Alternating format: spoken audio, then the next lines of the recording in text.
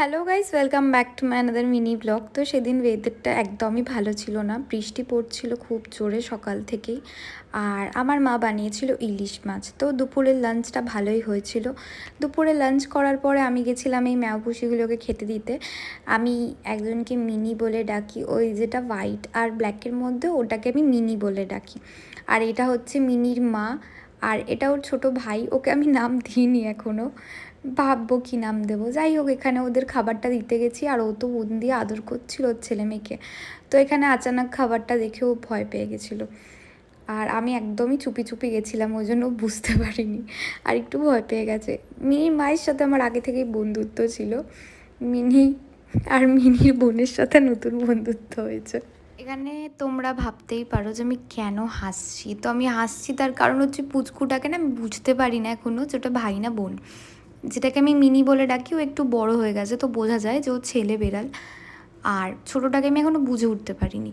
তো এখানে বসে বসে বৃষ্টি দেখছিলাম আর ওদের পাহারা দিচ্ছিলাম, কারণ যে খাবারটা দিয়েছি ওটা যদি ওরা ফেলে নোংরা করে তাহলে আমাকেই পরিষ্কার করতে হবে, নাহলে ঠাকুমা আমায় বকাবকি করবে। আসলে আমাদের বাড়িতে কেউ বেড়াল পছন্দ করে না খুব একটা, আমি একটু বেড়াল ভালোবাসি। আর ছোটো থেকে অনেকবার বায়নাও করেছি যে বেড়াল পুষবো, বাড়িতে রাখবো, কিন্তু আমার ঠাকুমা যেহেতু পছন্দ করে না ওই জন্য আমি বেড়াল পুষতে দেওয়া হয়নি। এই বর্ষাকালটায় আমি বৃষ্টি পড়ছে বলে ঠাকুমাকে অনেক কনভিন্স করেছি যে বাচ্চা হয়েছে তিনটে ছোট ছোট, ওদেরকে তাড়িও না, বৃষ্টিতে ভিজে যাবে, বর্ষাকালটা থাকুক, যদি ওরা নোংরা করে আমি পরিষ্কার করে দেবো। তাই জন্য আমাদের দালানে ওদের থাকতে দেওয়া হয়েছে, না হলে আমার ঠাকুমা তাড়িয়ে দেয় বকে বকে। খুব নোংরা করে না ওরা, ওই জন্য পছন্দ করে না। তো তারপরে খেলা করছিলাম ওদেরকে নিয়ে, আদর করছিলাম। আর এখানেই ছোটোটাকে আদর করতে আমার একটু ভয় করে, কারণ ও খুবই রোগা, কেন জানি না খাবার দাবার খেতে চায় না খুব একটা। আর এখানে বৃষ্টি তো আরও জোরে জোরে পড়ছে, থামছেই না কিছুতে।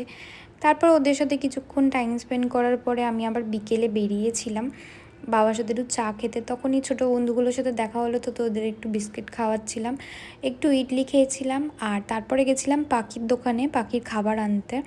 আর তখন এই গিনিপিগগুলোও দেখতে পেয়েছি, খুবই কিউট। যাই হোক, আজকের ব্লগটা এখানেই শেষ করছি, টাটা।